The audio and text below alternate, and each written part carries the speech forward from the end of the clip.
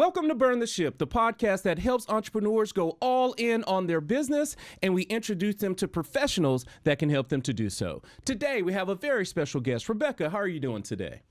I am great. How are you? I'm doing very well, thanks. Please introduce yourself and the name of your business.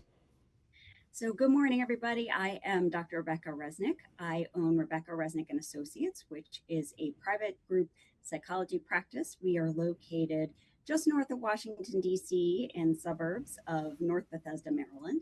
We focus on psych testing, psychotherapy, educational consulting, pretty much any problem that comes up that is related to psychology. We try to be there. Awesome. We so look forward to learning more about your business in detail. But before that, we want to learn a little bit more about your story. And we understand that time is one of our most valuable resources. So let's jump into it and tell us a little bit about your journey, Rebecca. Okay, thank you. So I started out wanting to help kids with disabilities. We have a lot of learning disabilities in my family. That really set me on my path when I saw the kind of injustice and hostility and frustration that parents and kids with disabilities are facing through the school system. So that was what I wanted to do. I go to college, I want to be a special education professor until I found out what special education professors actually do, realized that wasn't for me. So I taught special education for a while, really hard work. And I worked with kids who had very hard lives, complicated issues. And of course, I burned out because when you're young, you don't ever think you're going to burn out. But then when you're there, you realize, like, oh my gosh, this is so hard. And I realized that wasn't for me. And I went back to school, got my degree in psychology, fell in love with pediatric neuropsychology, which I still just absolutely love. I'm so privileged to do this work, and found my way into working in private practice where I get to do neuropsych testing and work with great colleagues and meet all sorts of wonderful people, present company very much included.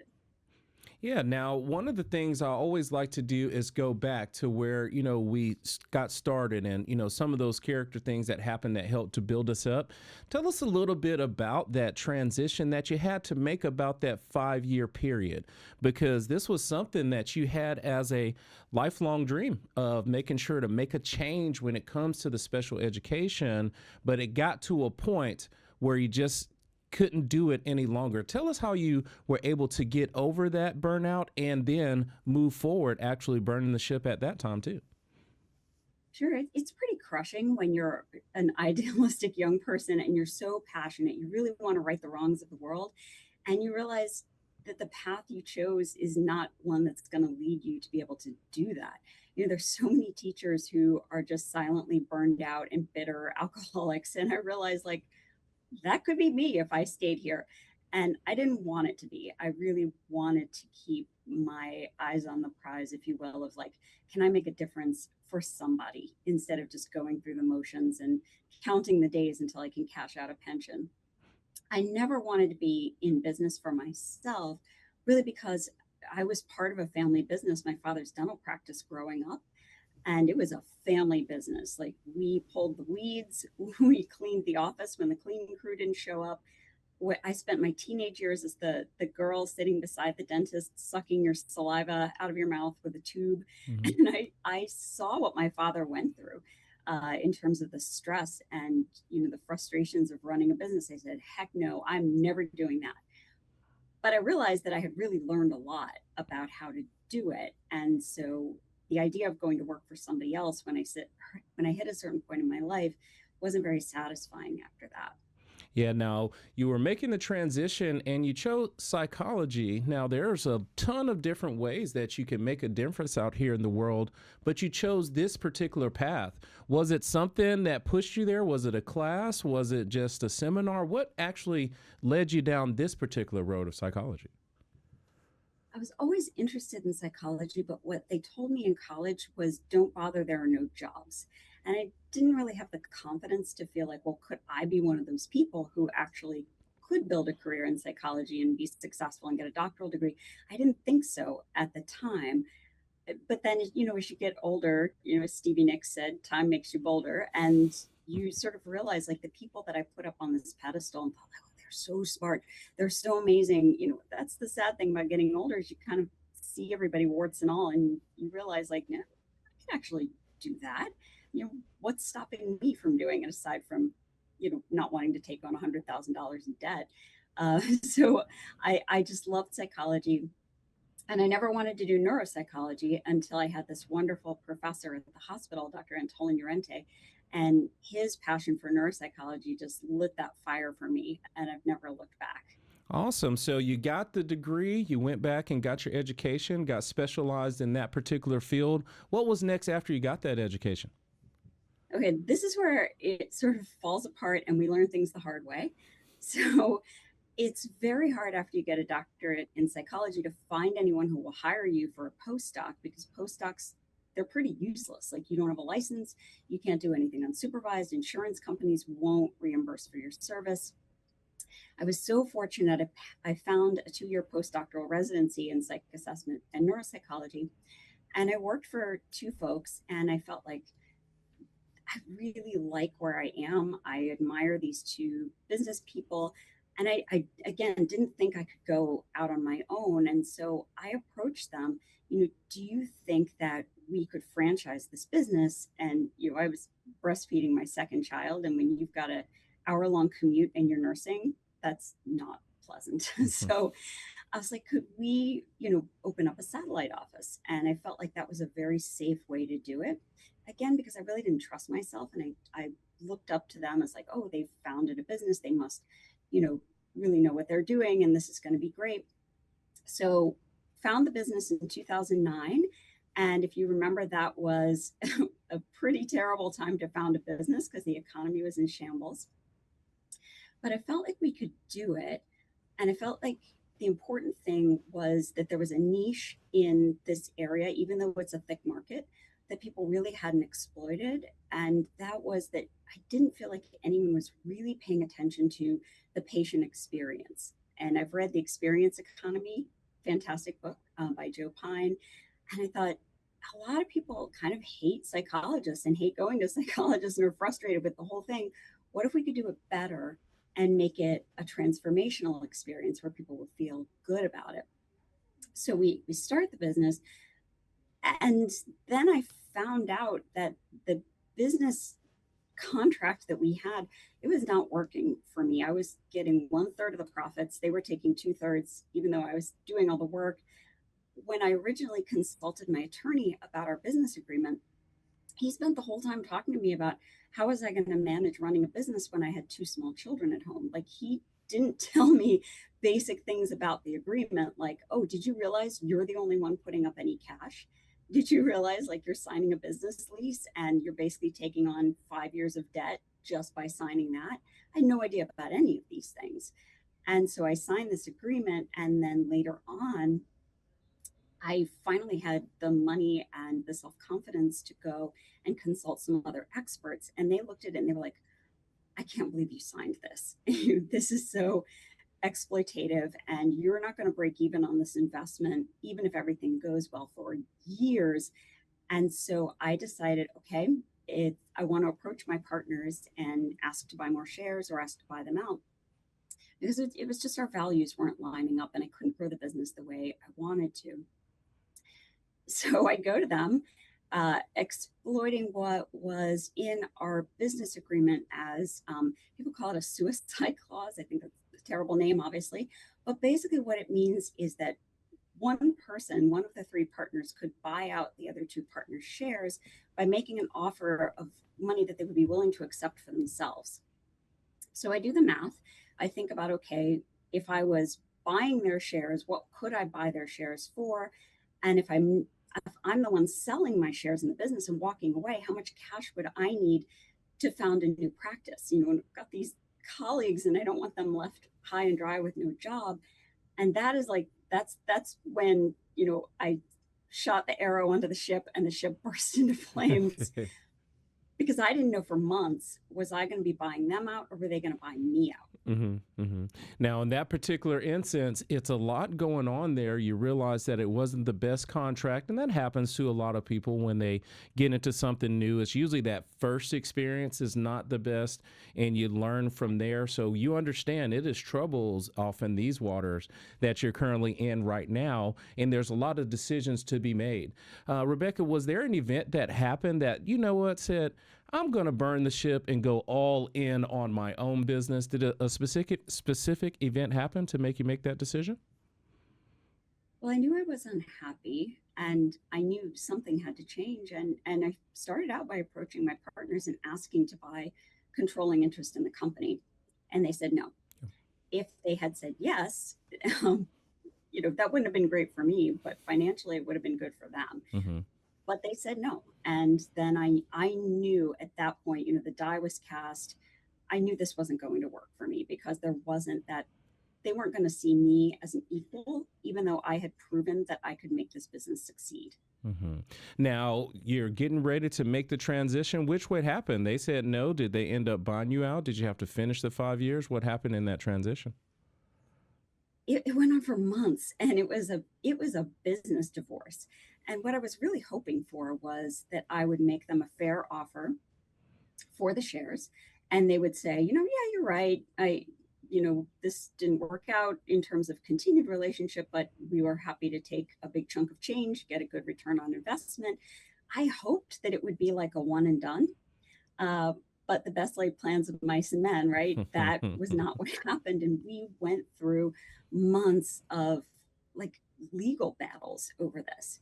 And unfortunately, at the end of all of that, the attorneys made a lot of money. We spent a lot of money, and it ended up with exactly the same terms. Mm-hmm. So that is the problem with divorces is people, instead of sort of stepping back and saying like, you know what, this isn't going to work. Let's just, do something fair and not involve a bunch of lawyers. People get very emotional. And when people get emotional, attorneys profit.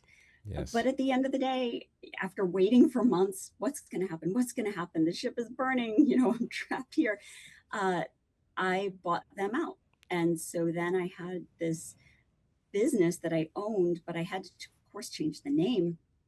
And I talked with one of my husband's friends who's a business consultant, and I said, well, I'm thinking of all these different names, like maybe Bethesda Psychology Associates and all this other stuff. And he just looks at me and he goes, oh, so you want to disappear from the internet? I was like, what? He's like, no, all you have now is your name. That's all you have. You're going to name it after yourself. Here's what you're going to do. And it was like somebody rescued me and got me thinking more clearly and more intentionally and less emotionally about how I wanted to build this.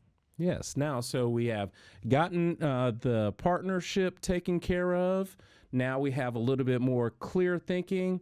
Tell us about your business now, in the way, the form that it is now, what you're doing, how you're helping others out there, and how we could possibly help you. Okay, so in terms of the way that I've created this business, one of the things that I started reading about, I just started devouring business books and podcasts and Freakonomics and how I built this and the works of Pine and just really started thinking about what I saw happen with my father, the good, the bad, and the ugly. And what I realized was that in psychology, particularly when you're working with children, you have a lot of pain points that you can address. The frustration, wait lists, time, insurance, uh, working with a psychologist and spending a lot of money and having nothing get better. There's a ton of pain points for your potential clients, but there's also tons of pain points for your referral sources. And so I started thinking about very intentionally, how can I solve problems for my fellow professionals? So, like if you're a pediatrician and you have a parent come and see you and their child is just not developing, typically they're having a lot of issues. You've got a problem that you need to solve that you're not personally going to solve. Who's going to solve it for you? And I thought about private schools and I thought about summer camps and I thought about, executive functioning coaches, speech pathologists, OTs. There's all these people who serve the same client population. How can I solve problems for them?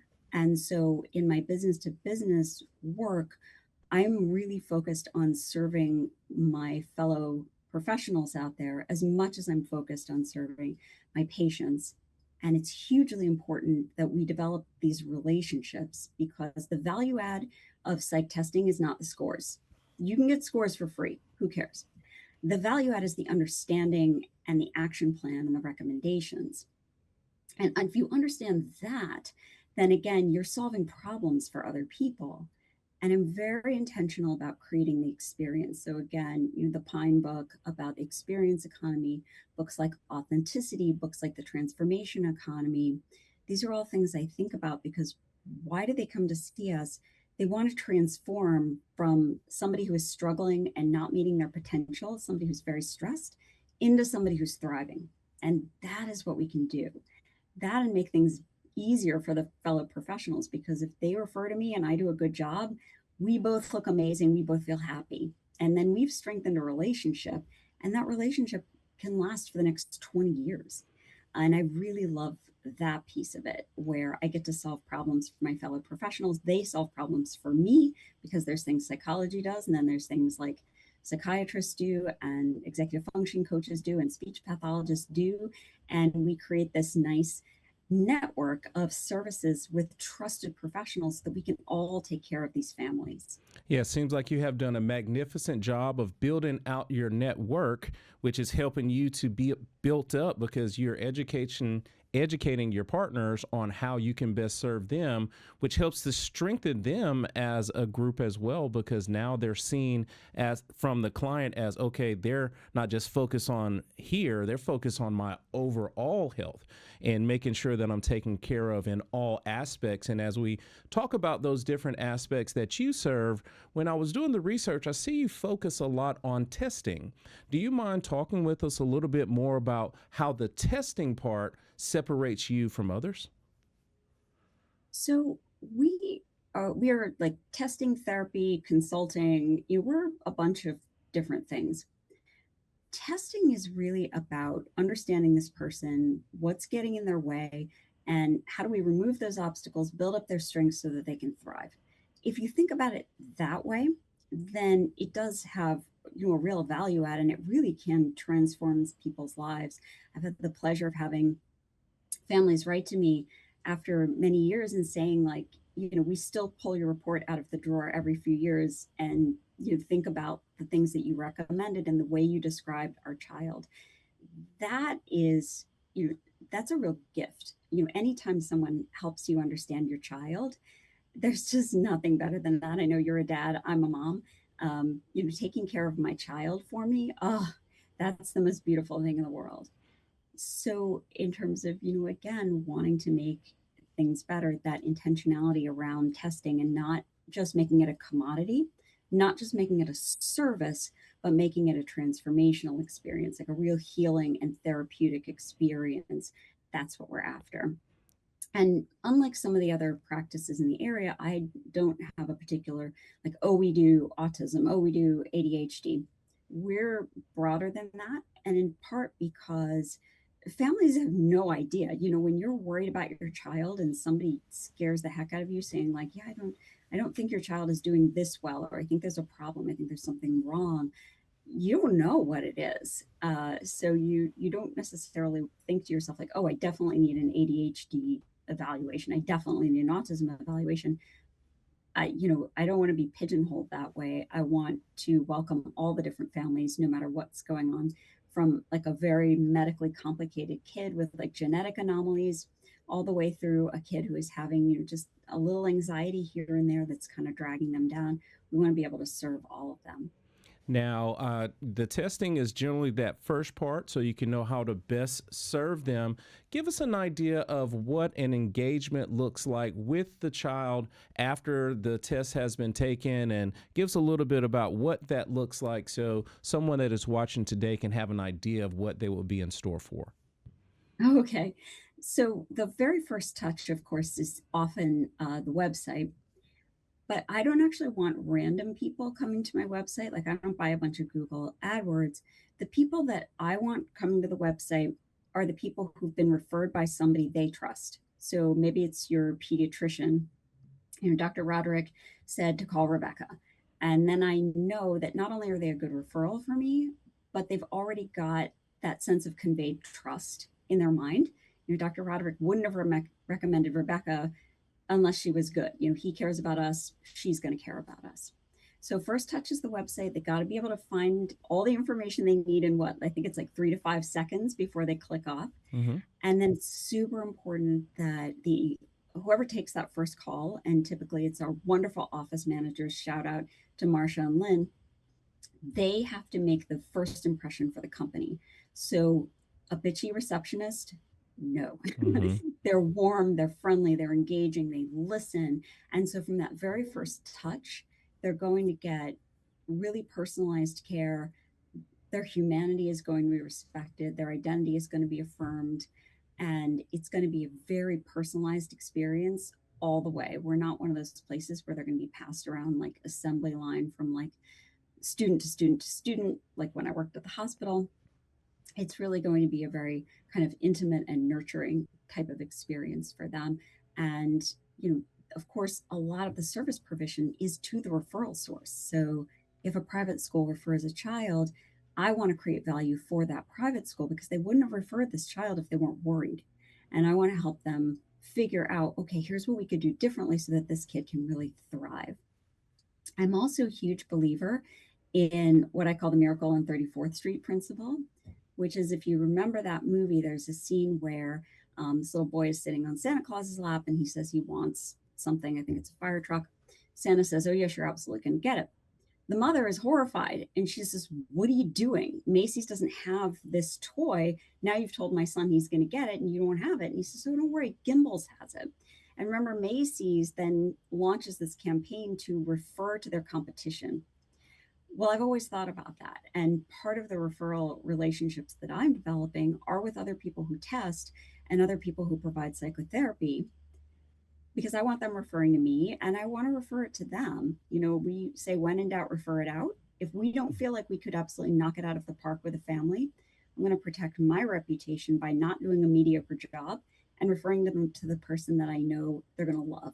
Yeah, that is magnificent that you have that focus and that much care about your clients to where you say, hey, look, this is something a little bit outside of what my true focus is. So instead of me saying, hey, I'm just going to take the client and take the money, I'm actually going to focus on making sure to get them help by getting them in the correct spot. And as we talk about the correct spot, I want to talk a little bit about the geographical aspect of things. Now, I know you're up there in the Maryland area, correct? Is that where you are? Mm-hmm. And I know since 2020, there's been a lot of telehealth situations. Tell us a little bit about location wise for your clients. Do you want them to be up there where you can see them and touch them, or would it be okay with an online situation? Tell us a little bit about how you like that. Yeah, so geographically, if you imagine the DC Beltway as kind of like an apple with a stem on top, Mm-hmm. the stem is Route 270 that leads up north. We're right by the stem. So we can serve DC, we can serve Northern Virginia, we can serve Northern Maryland, we can serve Howard County. Everybody can kind of converge on this spot very easily. Now, I love to see people in person, but for busy families, and especially in a heavy traffic zone like we have, getting to us is not always feasible. Fortunately, psychologists can join what we call PSI-PACT, which is an agreement across states that if I have a license in Maryland, I can provide telehealth to someone in any state. Mm-hmm. And that's opened up a lot of convenience and reach for us. What's really frustrating is the state of Maryland, it's such a weird shape that, it would take you easily 8 hours driving to go from one point of it all the way to the other point of it. Mm-hmm. And what's silly is that I could test someone who's like 5 hours away from me on the Eastern Shore perfectly fine. But, once they are 3 miles over the state line into DC, suddenly my license expires. That Mm-hmm. doesn't make any sense at all. Mm-hmm. We do like to see people who are in the area because this is where we have our network. So I know people in DC, I know people in Virginia, I know people up county, I know people down county. But let's say somebody goes off to college or goes off to join the military service, we can still provide therapy so long as they're in a PSI-PACT state. Okay. Just want to make sure that the people that are watching today, know exactly how you can help them and where you prefer to help. And it's good to know that, you have a few options that are there. And based off of what you've shared so far, we know that you do a magnificent job when it comes to making sure that that client is taken care of. But there's a couple other aspects and layers to you that you have built on being a speaker and having your podcast. Do you mind talking about those a little bit as well so we can see if we can bring some additional attention to those two things that you do? Sure. Um, well, like you, I do have a podcast. Mine's very tiny. But the podcast was one of those, I had one of my kids go off to college, and I had a little more spare time when my younger child started driving. Oh my gosh, just you wait, Roderick. So then you all of a sudden you get a little bit of time. Hmm. And I had done a whole bunch of volunteering. I was kind of burnt out on that. And I really wanted to share information that was trustworthy because there's so much garbage out there, and parents are hearing all of this information, supposedly from authorities, that it's not based on any kind of science or scholarship. It's just out there as clickbait. And that was the dream, was to put out some information where it was actually really trustworthy.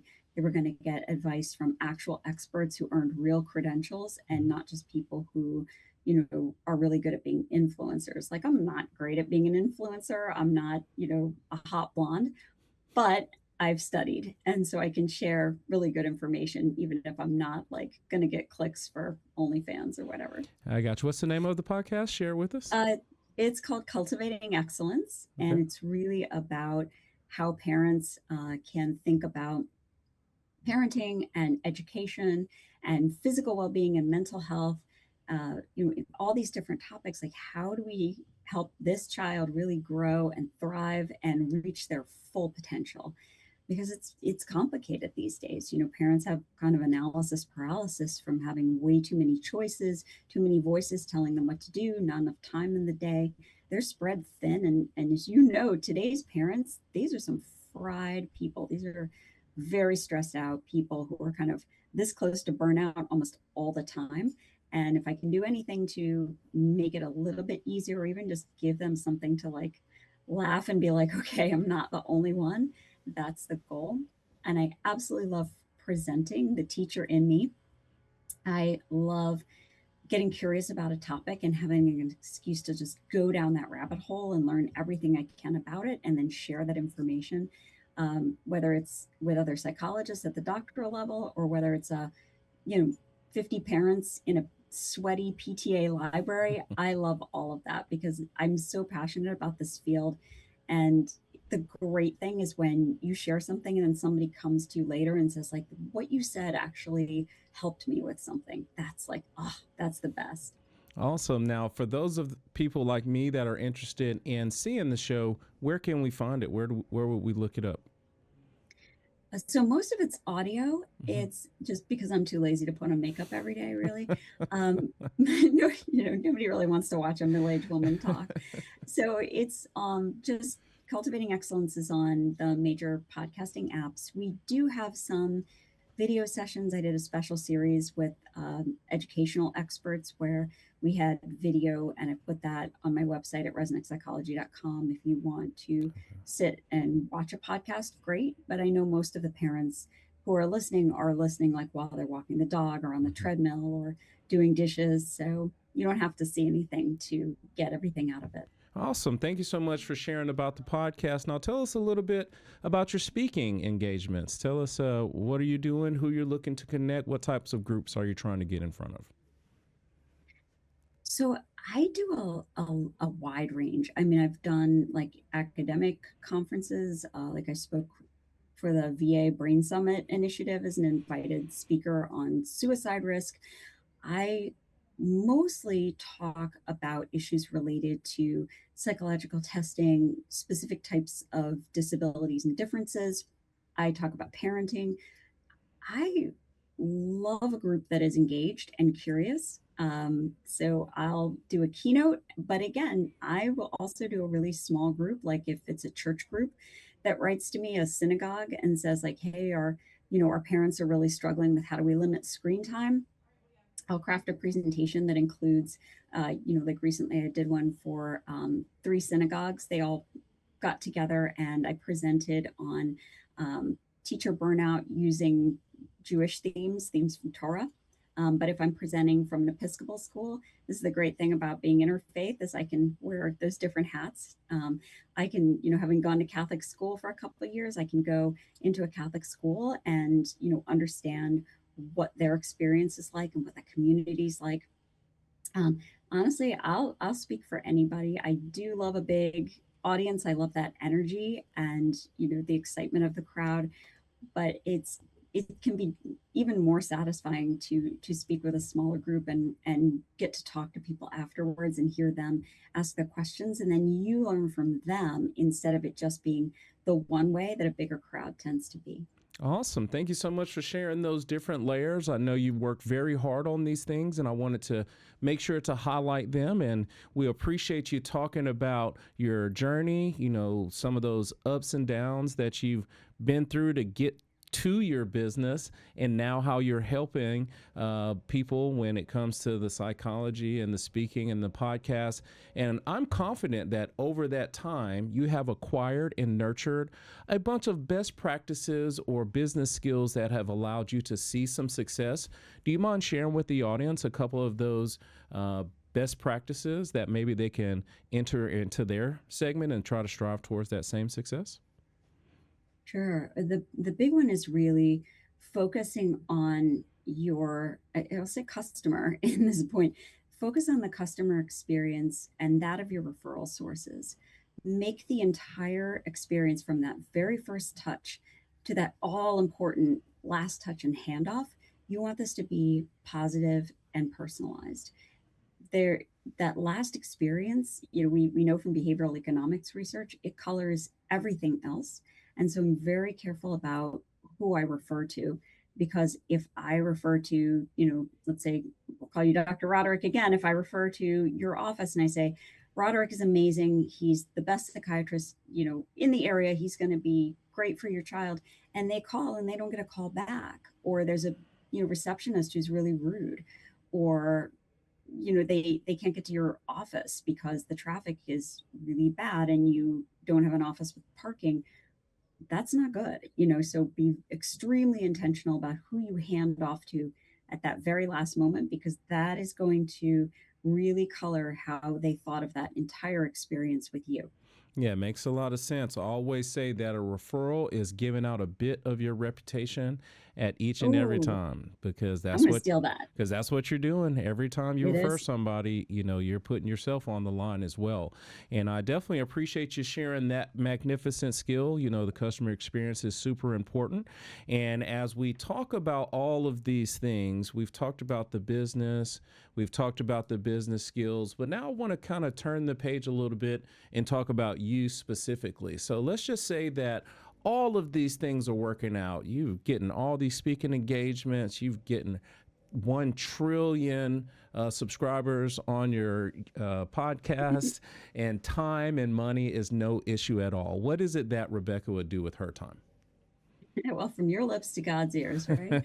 um, well, so much of my time has really been just holding on for dear life, keeping the business going. I always joke that the true sign of leadership is a toilet plunger, because when you're the boss and it's 8 p.m. and the toilet is clogged and your last person is like, yeah, I really got to get home to my kids, guess who gets to haul their backside up there and with the bleach and the rubber gloves and do the dirty work? Hmm.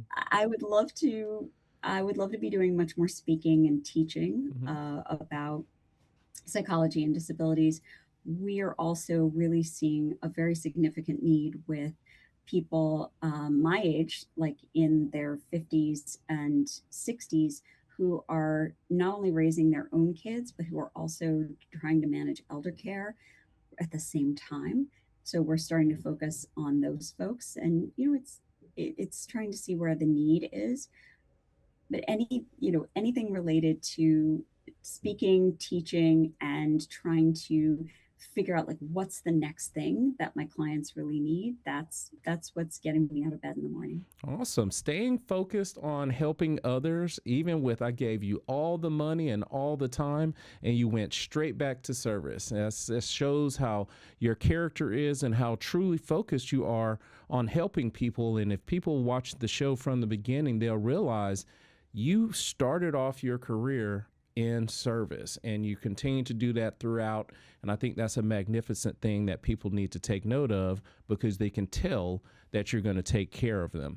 Now, if the people that are watching today have questions about your service, your speaking, the podcast, what's the best way for them to get in contact with you? So resnikpsychology.com, and Resnik is one of those Eastern European Jewish names, so it's got like 5 different ways to spell it.